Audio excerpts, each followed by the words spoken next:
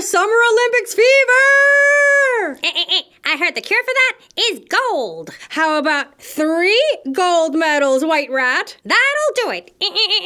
Just getting to the Olympics is hard, and actually winning against some of the best athletes in the world? Très difficile. Very hard. So imagine a runner winning 3 Olympic gold medals in 1 Olympic Games, even though doctors may have told her parents that she would never walk again.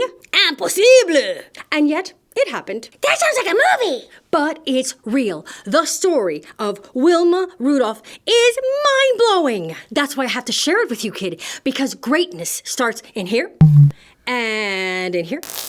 Even when you are young and even when it seems impossible. Impossible. So let's read what's actually quite possible, shall we?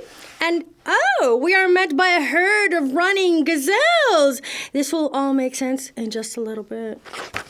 Just a little bit.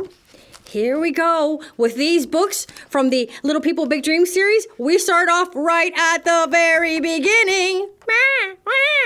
One summer day, a little baby arrived to a big and loving family.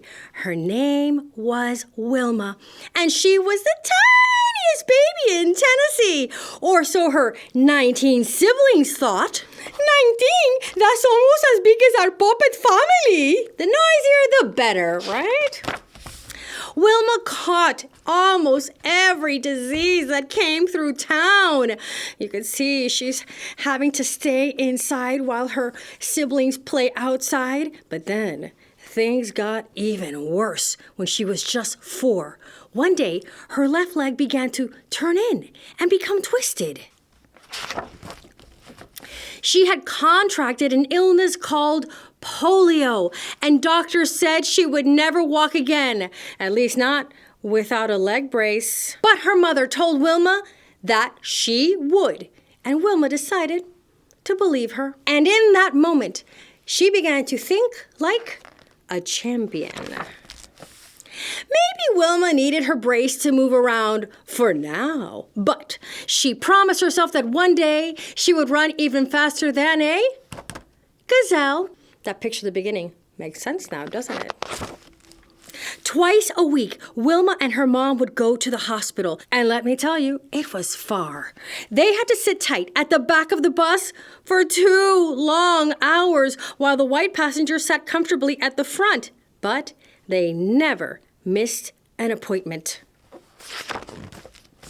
Back home, her brothers and sisters would take turns rubbing her leg, just like the nurses did at the hospital. For 5 years, they gave Wilma 4 massages a day, nearly every day, and that added up to around 7,300 massages. Why did they do this? 1, because they loved her. 2, there were 19 brothers and sisters, so they could all take turns helping out little Wilma. And that is going to make a big difference. You're going to see. Finally, her family's care and attention showed results. Look what's there. The brace, the crutches tossed aside.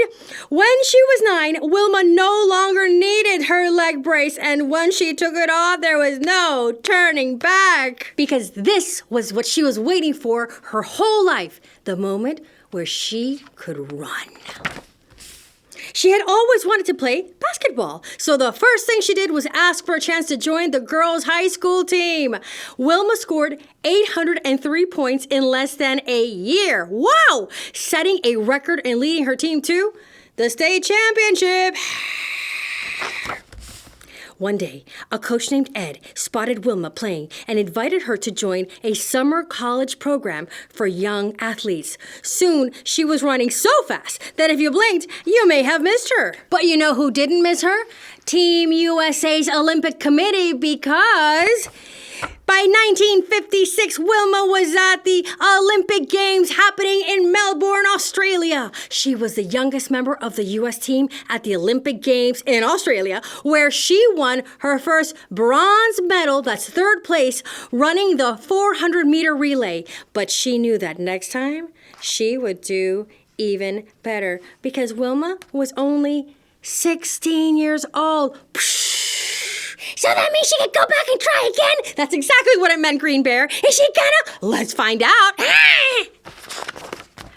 4 years later, Olympics come every 4 years, you know. 4 years later, Wilma went to the Olympics again in Rome, Italy this time, and she became the first woman to win 3, count 'em, 3 gold medals, a 1, a 2, a 3. Her success made many girls realize that sprinting wasn't something that only boys can do. But Wilma wasn't done being a groundbreaker. Oh no.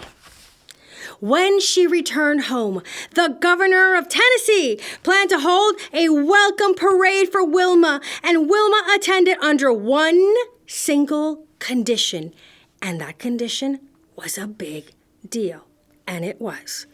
People of all colors should join the celebration as one. Well, of course, she made everybody proud.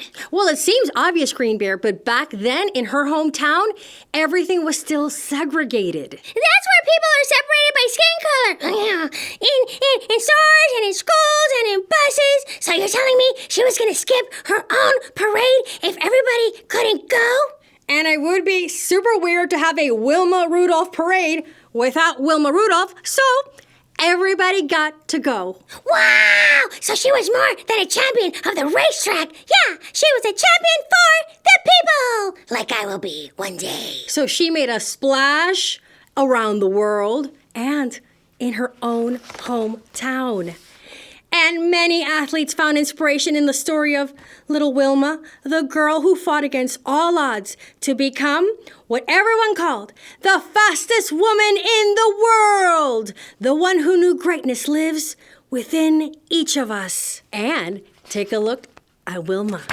Here she is, right here. This is her going to the Rome Olympics, and then here she is graduating college, and then here she is doing what she did for the rest of her life. Oh, what was that? Teaching kids that they could be anything, because you can.